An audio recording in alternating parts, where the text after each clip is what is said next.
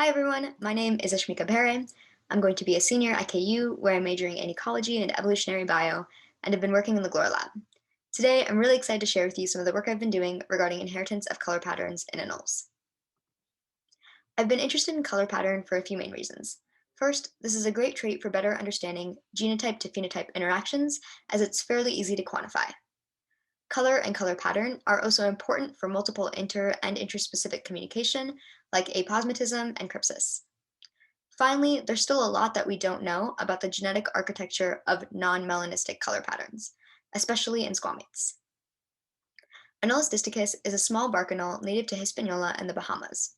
Like other anoles, they have throat fans known as dewlaps, which they use for species recognition, mate attraction, and territorial displays. In this image, you can see that the anole has a yellow dewlap with an orange patch. However, dewlap color pattern is a polymorphic trait.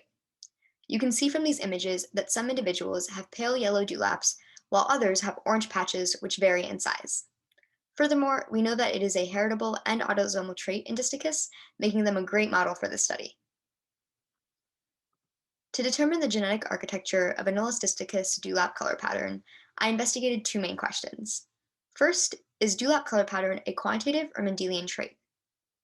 Second, if the trait is Mendelian, is one phenotype dominant over the other?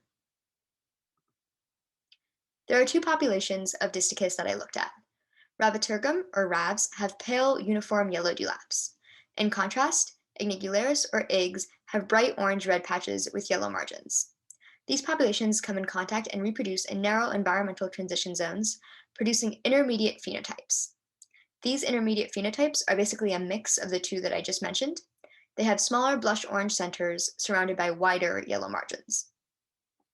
We collected animals from both populations and bred them in the lab to produce F1, F2, and both back cross generations. Then we took images of dewlaps for each generation.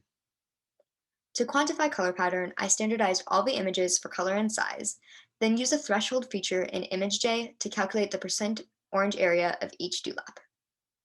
In part B of this figure, you can see an example of dewlaps from both populations, the outputs from ImageJ, and their calculated orange area. Also, the white patches in these dewlaps are where forceps were used to pull them out, and that area was not included in the calculations. To answer my first question of if this trait is quantitative or Mendelian, I tested the hypothesis that dewlap color pattern is quantitative. To do so, I graphed the means and variances of each generation. The triangular shape you see here is the expected pattern for a quantitative trait. Specifically, you would expect the parents to have opposite extreme means, and for them to be fixed for their phenotype, resulting in low variance.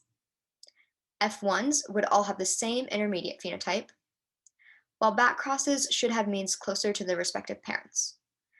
Finally, F2s would have the highest variance, but average and intermediate phenotype mean. Now here are the means and variances for my data. You can see that there's a significant deviation from the expected pattern, which tells us that dewlap color pattern is likely not quantitative. We can further break this down by axis. So on the right side here, you can see arrows depicting the deviation in variance. Starting with the parents and F1s, you can see that they have a higher variance than expected. This can signify that the parents were not fixed for their phenotype, which makes sense given that they were collected near the contact zone. Deviation of the F2 and both back crosses from the expected suggests that dewlap color pattern is not quantitative. Next, we can look at the mean axis. Down below, you can see that other than the parents, all the other generations are significantly shifted to the left. This can inform us that the uniform yellow phenotype is dominant and that there is further evidence for rejecting the quantitative hypothesis. Once I determined that dewlap color pattern is likely due to only a handful of genes of large effect, I wanted to further test for dominance. To do so, I created 5 different models, which you can see here. Model 1 and 2 assume simple dominance and only have one locus, where Model 1 assumes fixed parents and Model 2 assumes that parents are in Hardy-Weinberg equilibrium. Model 3 and 4 assume codominance and also only assume one locus, again differing in the parental expectation. Finally, model 5 assumes essentially no dominance and rather a additive effect, and also assumes two loci with fixed parents. I calculated the likelihood for each of these models using the observed phenotypes and compared them to the expected, given each model's expectations. And as you can see, models 1, 3, 4, and 5 were all rejected and had produced a zero likelihood value. Model 2 is the only model that was not rejected, producing a non-zero likelihood value.